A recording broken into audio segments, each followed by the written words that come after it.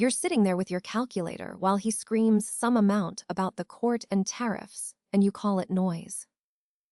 That isn't just bluster. That is a direct threat to the valuation architecture of global trade. The market didn't just move, it flinched at the sheer scale of the liability he's inventing out of thin air. I'm not ignoring the volume, Mara, I'm ignoring the content. Who knows how much is hyperbole, not a balance sheet entry? When you conflate his rhetorical inflation with actual fiscal policy, you're mistaking a tantrum for a transaction. The indices reacted to the noise floor, not your narrative. It's never just a tantrum when he targets the Supreme Court's integrity on birthright citizenship and tariffs simultaneously. He is signaling a complete deregulation of judicial precedent to favor executive power. That is a structural shift in risk premiums, not a random walk. It's a tweet about the Supreme Court, followed by a history lesson on Fauci. You're trying to tie two disparate grievances into a single macro thesis because you need the chaos to feel professional. The market moved because algorithms detected keyword density, not because they parsed your legal theory.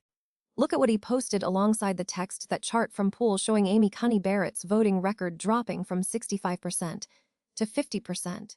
He is using that visual to validate the claim that the court is being moderated by political pressure.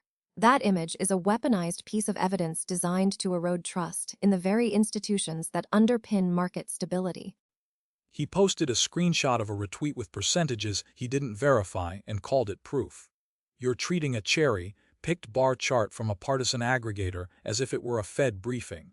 The numbers in that image are his claim, not data. The market shrugs at political cartoons just as it shrugs at economic forecasts.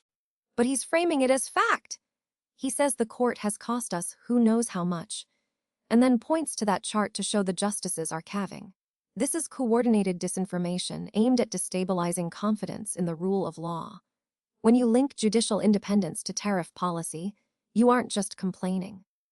You're warning investors that the rules are being rewritten. You think investors care about a tweet's emotional valence. They care about liquidity and earnings. He's ranting about Fauci, claiming he overrode him on masks, calling Biden Sleepy Joe, and then throwing in that chart. It's a stream of consciousness, not a strategy guide. You're looking for a pattern in static. It is a pattern of intimidation. He declares Fauci a king with a vast destructive power to paint the previous administration as tyrannical, then pivots to the court to paint the current one as corrupt. That duality, attacking the executive branch's health decisions and the judicial branch's legitimacy, is what creates the volatility spike. It's not random, it's a playbook. It's a diary entry, Mara. He's writing about his past victories over Fauci and his current grievances with Barrett.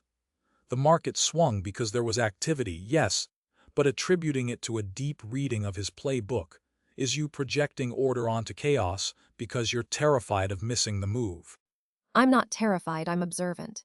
He says the virus came from Wuhan and that Fauci was anti-masker, then super-masker, all while posting images of judicial records to suggest the courts are compromised. This is a multi-front assault on institutional trust, designed to create uncertainty so he can position himself as the only savior. That creates real risk. It creates noise, which is exactly what you're mistaking for signal. You're holding onto that a number, figure, and those specific percentages like they're insider trading tips, but they're just words on a screen. The market moves on facts, not his fantasy history lessons. You can keep counting pips while he rewrites the Constitution in real time. Your charts will look great until the day they don't matter, because the underlying trust has evaporated. That's the show. We're on Spotify and YouTube. If this earned it, like, subscribe, tell a friend. And housekeeping, the machine that writes this gets tuned constantly for cleaner news. The numbers are real, the jokes are not.